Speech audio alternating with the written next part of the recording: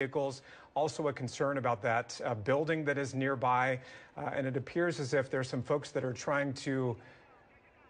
All right, it looks like there's some type of weapon there. We're going to break away from that shot there. Not sure who that person is, but obviously a very scary and fluid vehicles. Also a concern about that building that is nearby. And it appears as if there's some folks that are trying to.